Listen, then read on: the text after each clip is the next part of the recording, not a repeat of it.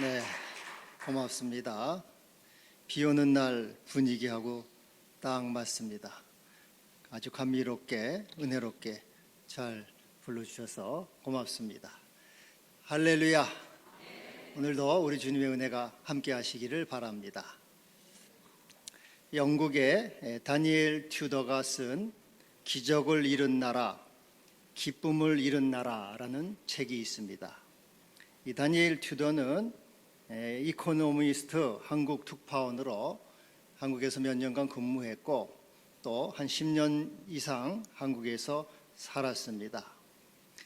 그러면서 한국 사람들을 보면서 느낀 점을 책으로 썼어요. 기적을 이룬 나라, 그러나 기쁨을 이룬 나라, 이런 책입니다. 대한민국은 여러분 잘 아시는 대로 6.25 전쟁으로 잿더미가 되어서 세상에서 가장 가난한 나라가 됐습니다. 그러나 한강의 기적, 경제의 기적을 이루어서 경제 부흥을 이루었습니다. OECD 12위의 국가가 되었어요. 그리고 그뿐 아니고 문화적으로도 많은 성취를 이루었습니다. 한류 열풍이 있지 않았습니까? 노래와 춤과 드라마 이런 한류 열풍으로 또 세계에 영향력을 끼치고 있고요. 정치적으로도 독재 국가에서 민주화를 이룬 그러한 불가능한 기적을 이룬 나라다, 이렇게 평가를 하고 있습니다. 그러나 불행하게 기적을 이루기는 했지만 기쁨을 이룬 나라가 되었다, 이렇게 평가를 하고 있습니다. 한국인들은 이 교육과 외모와 직업, 명예 이런 것에 끊임없는 경쟁심 속에서 살아갑니다. 남들보다 잘해야 되거나 최소한도 남들만큼은 돼야 된다는 이 강박관념, 경쟁심으로 고통을 받고 있다는 것입니다. 남이 고급 자동차를 타면 나도 그쯤 타야지, 남이 최신 스마트폰을 쓰면은 나도 그렇게 해야지, 남들이 성형수술을 하는데 나도 성형수술을 하고 하다못해 쌍꺼풀 수술제도 해야지 하고 남들만큼은 해야지 직성이 풀린다는 거예요. 그래서 대한민국은 기적을 이룬 위대한 나라이지만 만족하지 못하기 때문에 불행한 나라가 되었다. 불만족 때문에 대한민국 국민들은 기뻐하지 못한다. 만족하지 못하고 기쁨이 없다. 이렇게 평가를 하고 있습니다. 여러분 어떻게 생각하십니까? 한국 사람이 아닌데도 한국을 참 잘 평가했다, 이렇게 생각을 합니다. 여러분들은 삶에 만족이 있습니까? 또 기쁨이 있습니까? 성경에는 기뻐하라는 말씀이 많이 나옵니다. 시편 16편 9절에 이러므로 내 마음이 기쁘고 내 영도 즐거워하니 이는 주께서 내 영혼을 음부에 버리지 않으시며 멸망시키지 아니하기 때문입니다. 또 시 40편 16절 주를 찾는 자는 다 주 안에서 즐거워하고 기뻐하게 하소서. 전도서 11장 9절에 청년이여 내 어린 때를 즐거워하며 내 청년의 날을 마음에 기뻐하라. 또 우리 주님은 마태복음 5장 12절에서 기뻐하고 즐거워하라 하늘에서 너희 상이 큼이라. 또 우리 잘 아시는 대로 데살로니가전서 5장 16절 18절 항상 기뻐하라 쉬지 말고 기도하라 범사에 감사하라. 그리고 성령의 열매는 또 희락이 있습니다. 이런 성경에는 우리에게 계속적으로 기쁨을 말하고 있고요, 또 기뻐하라고 말씀하고 있습니다. 그런데 사실 우리는 기뻐하지 못해요. 우리 얼굴을 보면은 기쁜 표정이 별로 없습니다. 왜 사람들은, 또 우리 크리스찬들은 기뻐하지 못할까? 그 이유가 무엇일까? 보통 한 세 가지 반응을 찾아볼 수가 있습니다. 첫째로는 체념형이에요. 인생에 뭐 인생 별거 있나? 인생이 무슨 특별한 재미가 있습니까? 그냥 그날이 그날이고 또 그게 그거고 그냥 그럭저럭 살아가는 거지 무슨 특별한 재미가 있고 무슨 특별한 기쁨이 있습니까? 그냥 하루하루 할 수 없이 살아갑니다 하는 체념형이 있는 것이죠. 또 두 번째로는 우리 크리스찬들 가운데는 믿음이 부족하다, 믿음을 탓하기도 합니다. 제가 아직 믿음이 부족해요. 아직 믿음이 없어요. 성령을 받지 못했어요. 성령 충만을 하지 못해서 이제 언젠가 제가 믿음이 자라고 또 성령 충만하면 그때 되면은 아마 내가 기뻐할 겁니다. 기뻐하는 사람이 될 겁니다. 그렇게 또 스스로 위안하고 말하기도 합니다. 또 하나는 거부감, 기쁨에 대한 거부감 또는 죄책감이 있어요.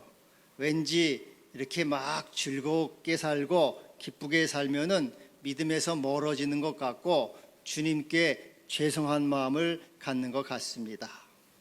이 소아 네레사라고 있었어요. 성녀로 후에 추인을 받았습니다. 이 사람은 수도원에서 경건하게 그렇게 살았습니다. 늘 기도하면서 살았는데 하루는 밖에 나가서 꽃들을 보면서 그 아름다운 꽃에 심취를 했어요. 너무 꽃이 아름답고 이뻐서 그 꽃에 참 기뻐하며 즐거워하고 그 꽃을 한동안 관조를 했습니다. 그러다가 곧 정신을 뻗뜩 차렸어요. 그리고서는 참회를 하고 회개를 했습니다. 왜? 내가 꽃의 마음을 빼앗겼구나. 주님을 묵상하고 주님의 십자가를 더 깊이 묵상해야 되는데 내가 이 피조물인 꽃의 마음을 빼앗기고 그 꽃에 마음을 두었으니 우리 주님께 죄송하다. 내가 주님의 십자가를 더 묵상하지 못했기 때문에 죄송하다. 이 소아 데레사는 꽃의 마음을 빼앗기고 꽃을 즐거워한 것을 참회하고 회개를 했습니다.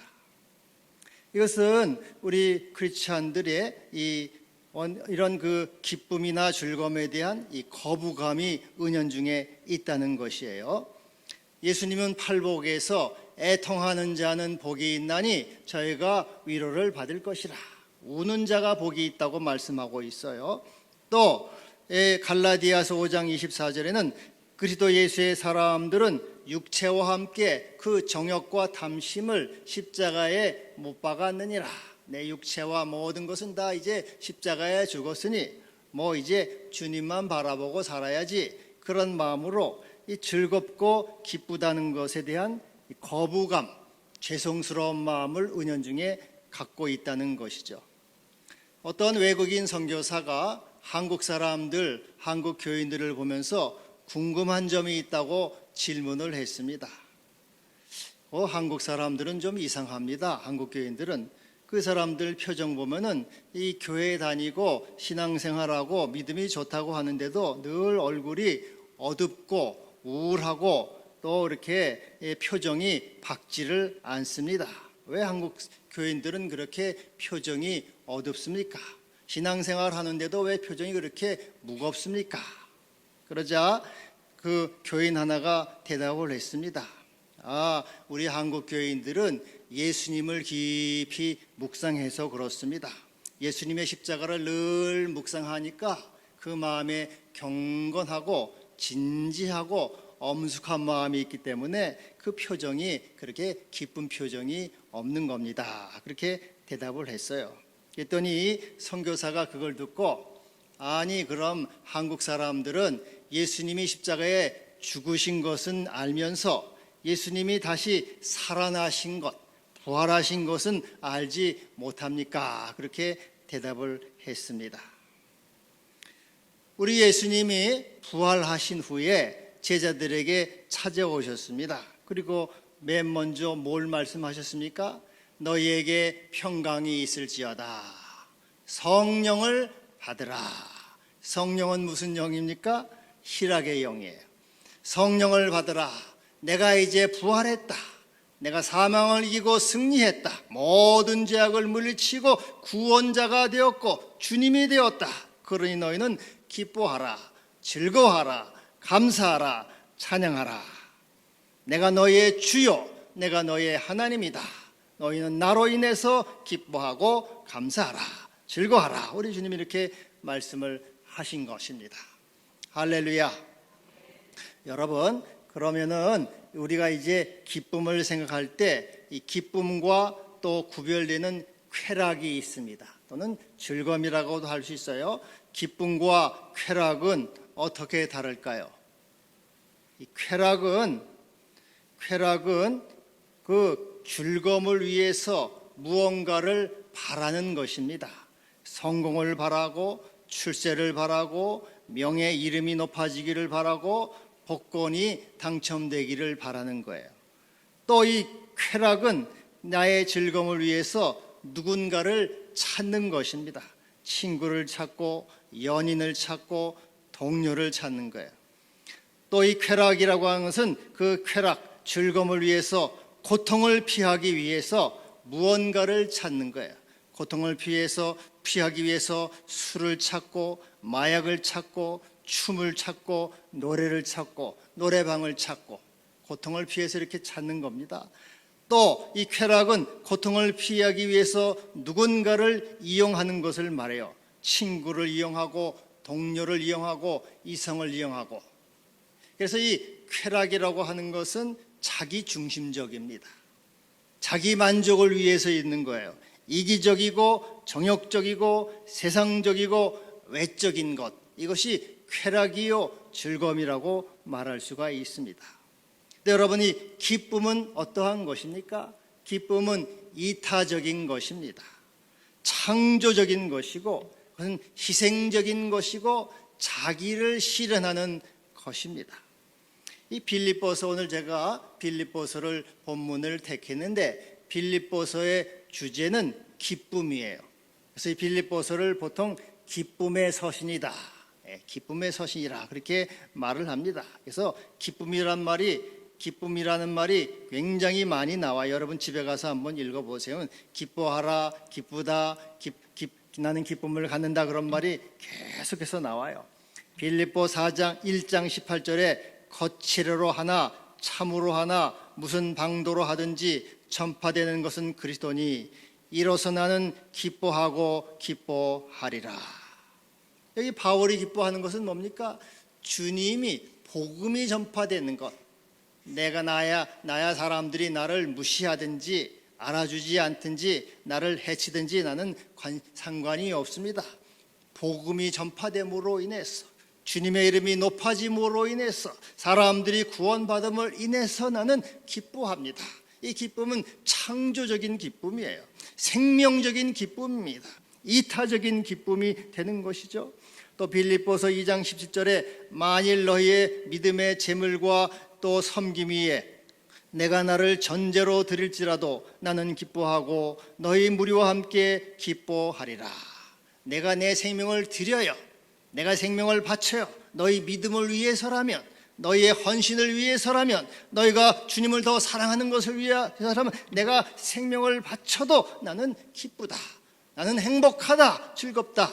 여러분, 이 부모가 자식을 위해서 모든 것을 바칩니다. 돈도 바치고 시간도 바치고 마침에는 목숨까지도 바쳐요. 그러나 자식이 잘 되는 거 볼 때 부모는 기뻐요. 자기가 희생되고 자기가 비록 손해를 봐도 자식이 잘 되는 것을 기뻐하죠. 이것은 창조적인 기쁨이요, 이타적인 기쁨이요, 그것은 이 희생적인 기쁨, 또 이것은 차원 높은 기쁨이 되는 것입니다. 빌립보 4장에는 나의 사랑하고 사모하는 형제들, 나의 기쁨이요 면류가 아닌 사랑하는 자들아 이와 같이 주 안에 서라. 이것도 생명적인 관계로 인해서 기쁨을 누리는 것을 말하죠. 그래서 이 에베소 성경에서 말하는 이러한 기쁨들은 보통 자기중심적인 그런 쾌락이 아니고 이타적이고 또 창조적이고 생명적인 그러한 기쁨을 말하는 것이죠. 여기 시편 40편 16절에는 주를 찾는 자는 다 주 안에서 즐거워하며 기뻐하게 하소서. 그래서 이 기쁨은 주님 안에서, 주님과의 연합 속에서 오는 것을 말하고 있어요. 우리의 기쁨은 그리스도이신 주님께 가까이 감으로, 실제이신 주님을 가까이 함으로 거기에 기쁨이 있고 우리는 기쁨의 사람이 된다 하는 것입니다. 여러분이 불을 가까이 하면 어떻게 돼요? 불을 가까이 하면 뜨거워지죠? 더워집니다. 점점 더워져요. 불을 가까이 하면 가까이 할수록 더워지고 불과 하나가 되는 거예요. 또 향수를 가까이 하면 어떻게 돼요? 점점 향수가 내가 이렇게 향수가 나에게 배게 되죠. 향수 냄새가 자꾸 나서 몸에 이제 배게 됩니다. 또 산을 좋아하는 사람들도 있습니다. 자연인, 이런 사람들은 자연을 가까이 함으로 자연과 하나가 돼서 자연을 떠나서는 못 산다, 그렇게 말해요. 가까이 하는 것을 사람들은 담고 또 가까이 하는 것에 영향을 받고 그렇게 되는 것이죠. 그래서 우리가 주님께 가까워질수록 일체됨으로 우리는 주님을 배우게 되는 것입니다.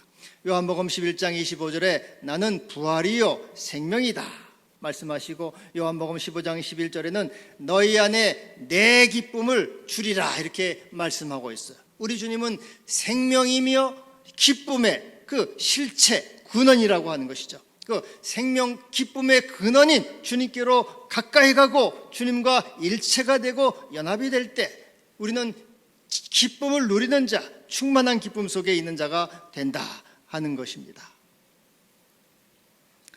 여러분, 이 기쁨의 출처는 우리 주님이시죠. 근데 그럼 이 기쁨은 어떻게 오는 것입니까? 기쁨은 우리가 죄 용서를 받을 때 기쁨이 오게 되는 것입니다. 기쁨이 오게.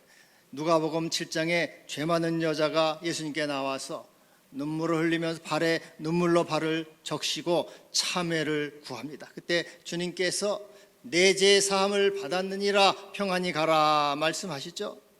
그때 이 죄에서 벗어나서 기쁨을 누리게 되는 것이에요.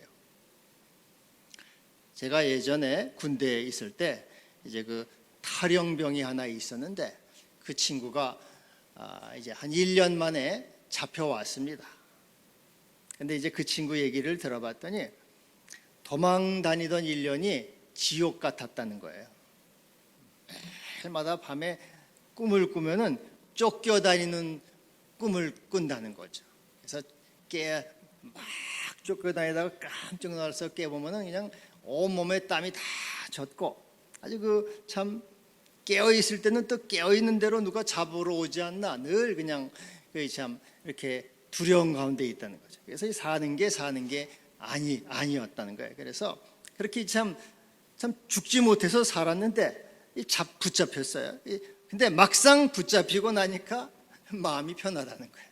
오히려 잠도 잘 자고 밥도 잘 먹는다는 거예요. 여러분, 이 심리학에서는요, 모든 그 고통과 불안과 또 질병의 원인을 죄로 보고 있습니다. 은밀한 죄, 사람들이 그 마음속에 은밀한 죄를 품을 때 고통과 불안과 두려움과 질병이 거기서 이제 오게 되는 것이죠. 그래서 옛날부터 우리 속담에 맞은 사람은 편히 자도 때린 사람은 편히 못 잔다, 그런 말 하고 있잖아요. 이 죄는 불안을, 두려움을 가져다 주는 거예요. 그래서 사실 우리가 죄 지은 사람, 나쁜 놈들을 우리가 심판하지 않아도 죄 지은 사람은 스스로가 자기를 심판해요. 스스로가 매일마다 형벌을 받는 겁니다. 이 시편 32편 3절에 내가 입을 열지 아니할 때 종일 신음함으로 내 뼈가 쇠하였나이다. 이 마음속에 있는 이 죄를 고백하지 않기 때문에 그 죄가 나를 이렇게 고통을 준다는 거예요. 종일 신음해서 뼈가 상할 정도로.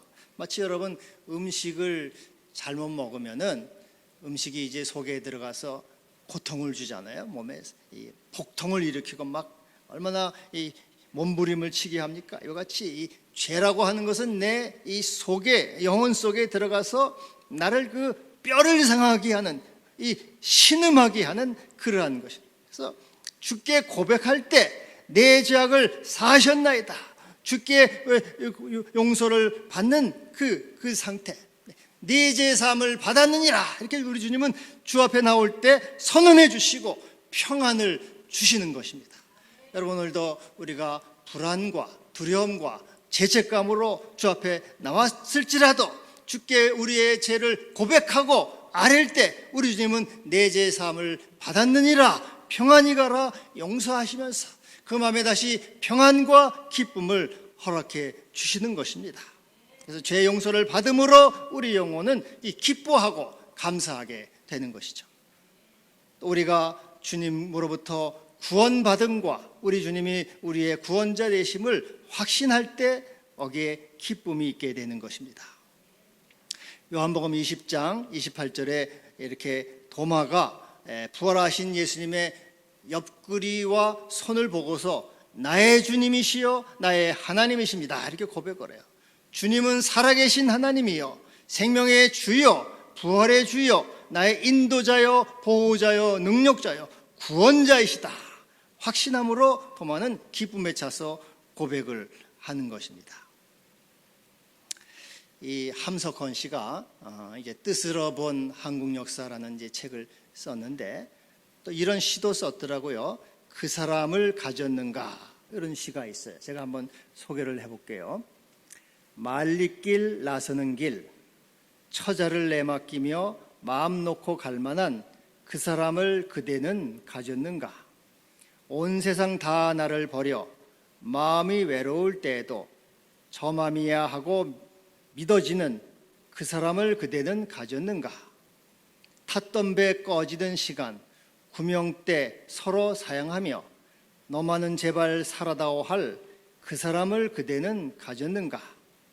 잊지 못할 이 세상을 놓고 떠나려 할 때 저 하나 있어 하며 방긋이 웃고 눈을 감을 그 사람을 그대는 가졌는가.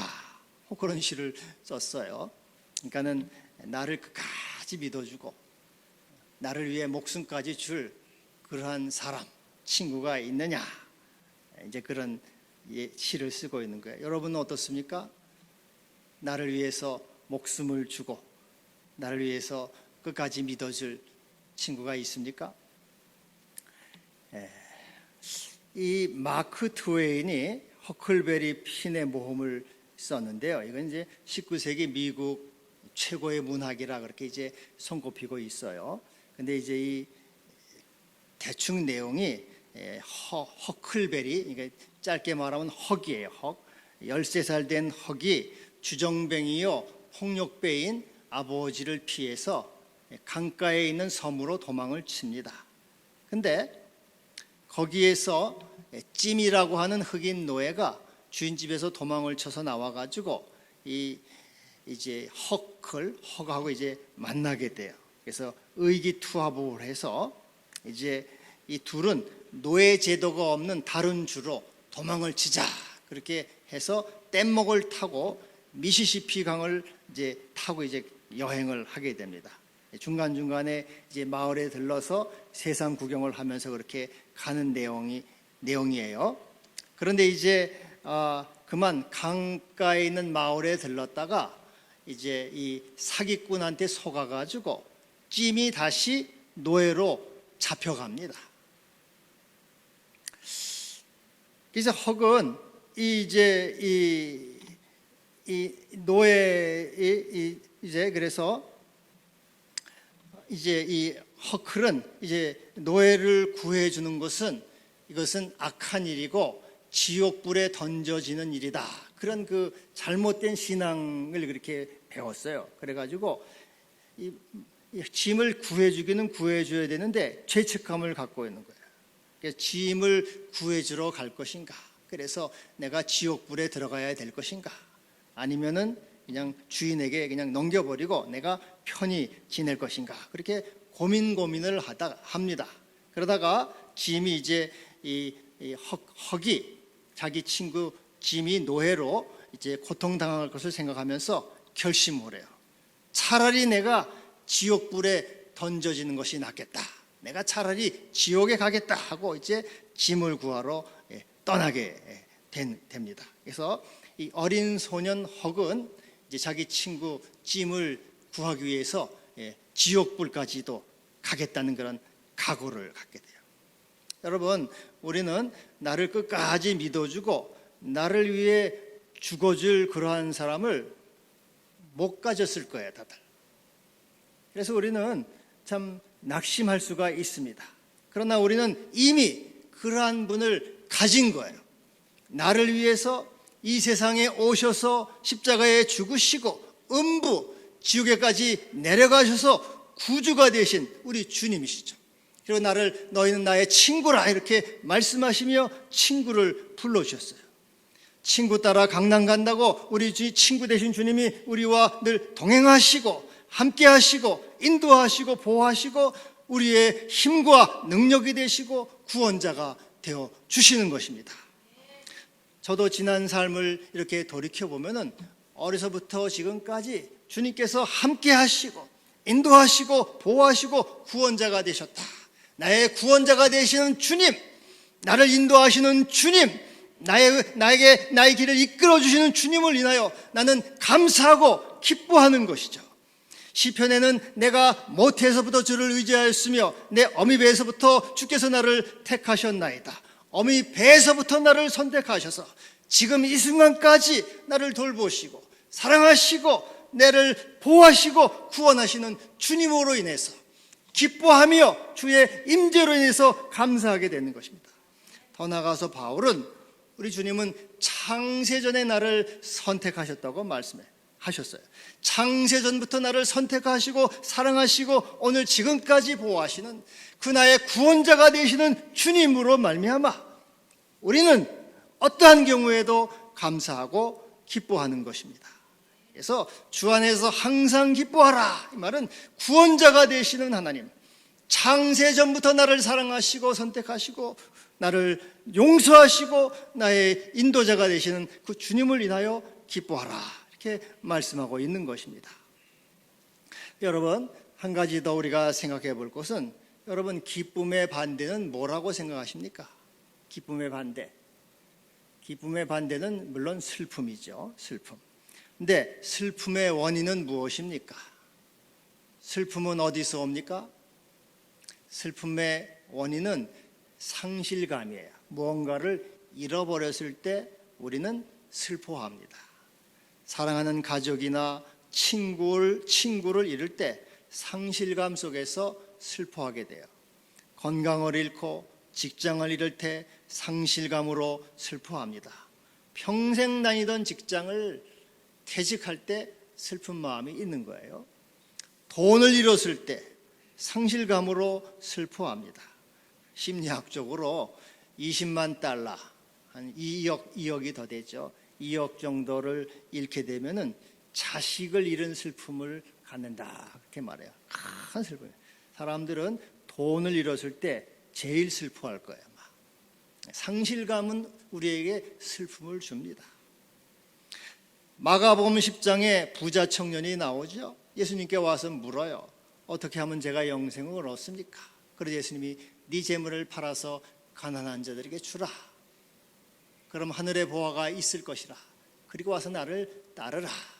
그러자 이 부자는 슬픈 기색을 띠고 근심하며 떠났다.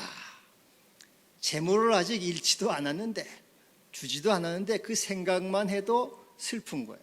그래서 여러분, 이 상실감이 슬픔을 주는 거예요.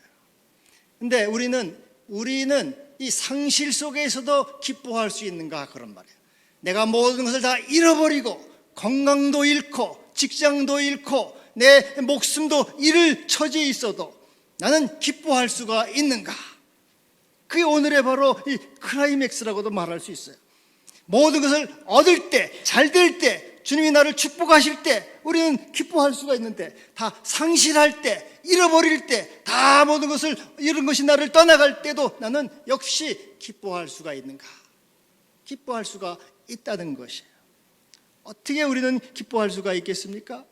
마태복음 5장 11절에 나로 말미암아 너희를 욕하고 박해하고 거짓으로 너희를 거슬러 모든 말을 악한 말을 할 때 너에게 복이 있나니 기뻐하고 즐거워하라. 하늘에서 너희 상이 큼이라. 복음을 위해서, 예수님을 위해서 박해를 받아요. 채찍을 맞아요. 감옥에 가고 모욕을 당하고 또 형제를 잃고 부모를 잃고 직업을 잃고 재물을 잃고 또 건강을 잃고 목숨까지 잃어요. 그래도 기뻐하라. 그래도 기뻐하라. 그 상실감 속에서도 기뻐하라. 왜냐하면 하늘에서 너희 상이 큼이라. 너희는 더 큰 것, 더 많은 것, 영원한 것, 참된 것을 얻을 수 있기 때문이다. 일시적인 것은 잃어버려도 영원하고 참되고 진실한 주님의 실제와 임재를 네가 얻고 누릴 것이니 너는 기뻐하라, 즐거워하라. 이렇게 말씀하고 있는 것이죠. 우리는 그러므로 상실감 속에서도 모든 것이 다 나를 떠나갈 때에도 우리가 주님을 바라보고 주님께서 주시는 그 영원한 생명과 은총으로 인해서 항상 기쁨을 간직하게 되는 것입니다. 여러분, 20세기 첫 번째 대학살이 아르메니안 대학살이라 그래요. 아르메니아 1915년부터 한 10년간 이 터키는 이슬람이란 말이죠. 이슬람 국가인 터키 제국이 기독교계인 아르메니안 소수민족을 한 150만 명을 학살했습니다. 20세기 최초의 대학살이에요. 그런데 이 학살을 받았던 그 당사자 아르메니안 목사가 이 썬다싱에게 이런 편지를 보냈어요. 한번 들어보세요. 수천 명의 크리스찬들이 내 눈앞에서 살해되었습니다. 나도 크게 상처를 입었는데 그들은 내가 죽은 줄 알고 버려두었습니다. 너무나 슬픈 광경이었지만 거기에는 큰 기쁨이 섞여 있었습니다. 남녀노소 구분 없이 잔인하게 살해당하고 있었지만 모든 사람들 가운데 살아계신 그리스도의 능력이 분명히 나타났습니다. 심지어 살인자들마저도 그것을 보고 놀랐습니다. 우리에게는 필요에 따라 힘이 주어졌습니다. 우리 중 어떤 사람은 그리스도와 천사를 분명히 보았고 크게 기뻐하면서 영혼을 주께 맡겼습니다. 진실로 그날은 학살의 날이 아니라 결혼식 날이었습니다. 나도 그날 순교자들과 함께 순교했으면 얼마나 좋았겠습니까? 그러나 주님은 내가 주님의 교회를 위해 좀 더 봉사할 수 있도록 나를 살려주셨습니다. 이 아르메니아 목사는 큰 학살, 큰 슬픔 속에서도 기쁨이 있었다는 거예요. 그 학살의 날은 결혼식 날이었다. 주님의 신부가 되어서 주님의 임재 속으로, 주님의 생명 속으로 들어가는 그러한 기쁨의 날이야. 그러니까 작은 것을 잃어요. 재물을 잃어요. 건강을 잃어요. 그러나 더 큰 것, 더 놀라운 것, 영원한 것, 주님의 생명, 주님의 은총을 입기 때문에 우리는 어떤 경우에도 주님이 나와 함께 주님의 생명을 누리는 존재이기 때문에 기뻐한다 그 말이죠. 그래서 바울이 말하죠. 내가 나를 전제로 드릴지라도 나는 기뻐한다. 내 생명을 바칠지라도 너희가 주님의 복음에 들어가서 주님의 생명을 얻는다면 나는 기뻐한다. 이렇게 말하고 있어요. 그래서 우리가 상실의 슬픔 속에서도 기뻐하는 것은 자신을 잃고 주님을 얻기 때문입니다. 재물을 잃고 생명을 얻기 때문이에요. 세상을 잃고 주님 나라, 하나님의 나라를 얻기 때문입니다. 이것이 복됨이죠. 복 있는 자라. 상실 속에서도 참으로 주를 위해서 기뻐하는 자는 복 있는 자라고 말씀하고 있는 것입니다. 이러한 은혜가 우리 모두 있기를 바랍니다. 이제 마지막으로 바울은 아무것도 염려하지 말라. 모든 지각에 뛰어난 하나님의 평강이 너희를 지킨다. 이 하나님의 지각은 헤아림, 생각, 영어로는 understanding. 하나님의 이해력이 너희를 지킨다. 그래서 하나님은 우리의 유익만을 구하시는 하나님의 사랑이 우리를 지키는 것이죠. 우리에게 가장 좋은 것을 아시는 하나님의 지혜가 우리를 지키는 것입니다. 우리에게 최선의 것을 일어나게 하시는 하나님의 능력이 우리를 지키는 것이죠. 모든 것을 합력해서 선을 이신 하나님의 은총이 우리를 지키시기 때문에 우리는 기뻐할 수가 있는 것입니다. 여러분, 언제 어느 때 기뻐할 수 있습니까? 지금이죠. 지금 여기서 주님의 임재 속에서 나는 스스로 있는 자다. 나는 나다. 주님은 영원한 현재. 그래서 지금 여기에서 주님 안에서 기뻐하라. 주님이 주시는 임재와 용서와 구원자 되심을 누리며 또 상실감 속에서도 더 큰 영원한 생명 주심을 인해서 기뻐하고 즐거워하는 우리 모두가 되기를 바랍니다. 기도하겠습니다. 주여, 주의 은총과 자비를 베푸시고 우리를 주님의 생명에 연합하게 하시고 우리의 모든 허물을 용서하시고 우리의 구원자가 되심을 감사하며 영광 돌리며 기뻐합니다. 주여, 이 믿음을 더하시고 은총을 더하여 주시옵소서. 예수님의 이름으로 기도하옵나이다.